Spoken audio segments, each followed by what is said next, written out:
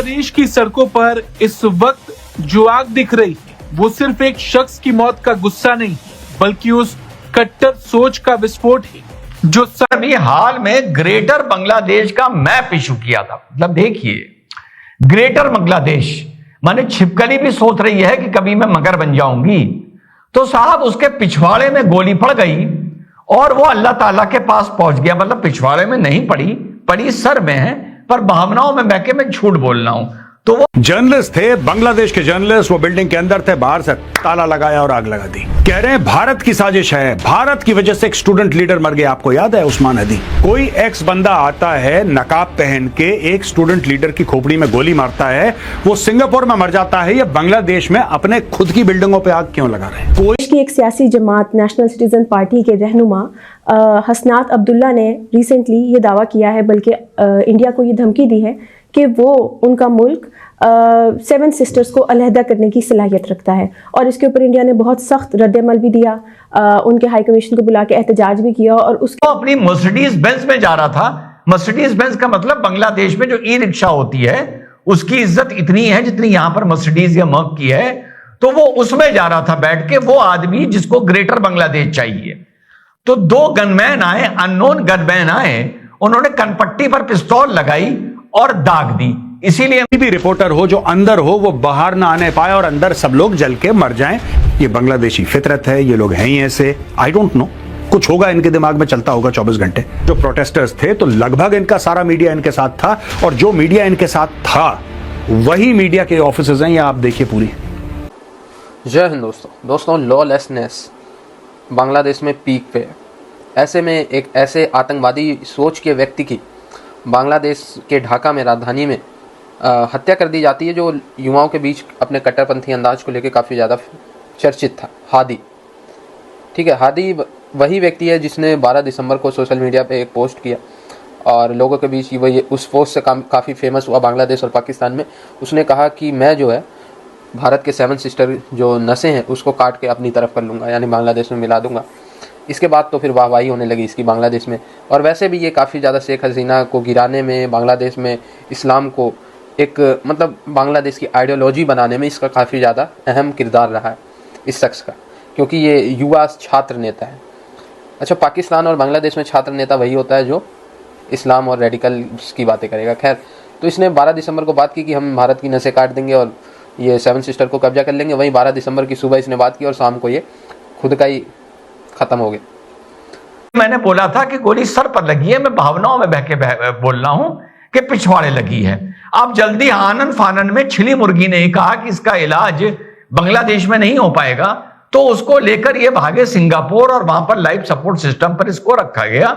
ये घटना है 12 तारीख की, जो पहला बांग्लादेश में, अब ये जब पूरा सब बवाल के बाद जब से छिली मुर्गी ने अपना मोर्चा संभाला है, तो 12 फरवरी को ये पहले इलेक्शन अनाउंस हुए हैं। तो उसमें ये अपनी ई रिक्शा में अपना जो ये पॉलिटिकल कैंपेन है इसको एक आदमी के साथ बैठ के लॉन्च कर रहा था, तभी इस बेचारे के साथ ये वारदात हो गई। उसके बाद 6-7 दिन इसका इलाज सिंगापुर में चलता रहा। उसके बाद फाइनली ये अल्लाह ताला के पास पहुंच गए और अब इनकी बॉडी वहां पर वापस लाई जा रही है। जब छिली मुर्गी ने इस चीज का अनाउंसमेंट किया कि भैया ऐसा है कि शरीफ उस्मान हादी इनका नाम था और इनकलाब मंच इन्होंने जुलाई में बनाया था, जो शेख हसीना के खिलाफ ये बहुत बढ़ चढ़कर बोलते थे, और साथ ही साथ उसमें उस बवाल में भी इसका बहुत बड़ा हाथ था, और साथ ही साथ एंटी इंडिया स्टैंड के लिए ये अपने जाना जाता था। तो 12 तारीख के इसके गोली पड़ी, तो 18 और 19 के बीच में इसकी डेथ हुई। जब छिली मुर्गी ने इस चीज का अनाउंसमेंट किया टीवी पर आकर कि अब हमारे बीच शरीफ उस्मान हादी नहीं है, वो अल्लाह ताला के पास पहुंच चुके हैं, ना जाने कहां से अननोन गनमैन आए थे, मास गनमैन आए थे और कनपट्टी फाड़ के चले गए हैं, तब वहां पर जो इनके समर्थक थे इनकलाब मंच के, उन्होंने भाई वहां पर बवाल कर दिया। अच्छा, बवाल कर दिया, चलो कोई बात नहीं। बवाल करने में 2 वहां के बड़े फेमस न्यूज़पेपर्स हैं, एक प्रोतम अलो करके है और एक डेली स्टार करके है। तो भैया वहां गए और इन्होंने वहां पर 1000 आदमी गए और वहां पर इन्होंने आग लगा दी। मतलब हादी को गोली मारी। मैंने इनका आप लोग दिमाग देखिए, क्योंकि हादी के कनपट्टी पर गोली। इस बार फिर बांग्लादेश में आग लग गई है। देखिए, ये अखबार के मीडिया के ऑफिसेस को इन्होंने फूंक दिया।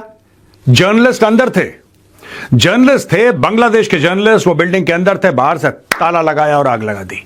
इनको जान से मारने की साजिश, और कहते हैं कि भारत करवा रहा है। कह रहे हैं भारत की साजिश है, भारत की वजह से एक स्टूडेंट लीडर मर गया। आपको याद है उस्मान हदी? उस्मान हदी वही है जिसने फेसबुक पे पोस्ट लगाई थी, ग्रेटर बांग्लादेश बनाऊंगा। वही बंदा है जिसने पोस्ट में यह लिखा था कि 7 सिस्टर्स, यानी कि भारत के जो नॉर्थ ईस्ट के स्टेट्स हैं उनको अलग करके हम बांग्लादेश में मिला देंगे। अब बात यह हुई कि पॉलिटिकल वायलेंस के तहत उसकी खोपड़ी पर किसी ने गोली मार दी, सिंगापुर ले गए, सिंगापुर में कुछ दिन पड़ा रहा, वहां पे उसने दम तोड़ दिया। इतना सब क्लियर है, आपको भी पता है। लेकिन इसमें भारत कहां से आया? और भारत का नाम लेके बांग्लादेश में अब राइट शुरू हो गई। बांग्लादेश में पुलिस के खिलाफ, पुलिस इनके खिलाफ, सेना बीच में आ रही है, डंडा, टीयर गैस, गोलियां, ये सब की सब चीजें दोस्तों बांग्लादेश में चल रही हैं। चलिए जानते हैं बांग्लादेश में हो क्या रहा है और भारत का क्या लेने देना है इस चीज से। दोस्तों, द हिंदू से स्टोरी हमने ली है। Critically injured Bangladesh uprising leader dies in Singapore, Yunus urges citizens to maintain peace. Sharif Osman Hadi, a prominent leader of the July uprising who was shot last week, died on Thursday while undergoing treatment at Singapore hospital after fighting for his life for 6 days.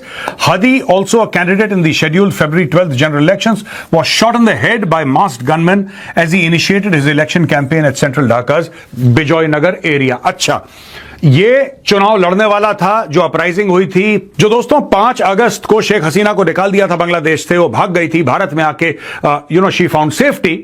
वो जो पूरी uprising हुई थी, student agitation हुआ था, इसमें ओस्मान हदी एक बहुत बड़ा नाम है, उसके सर पे गोली मारी है।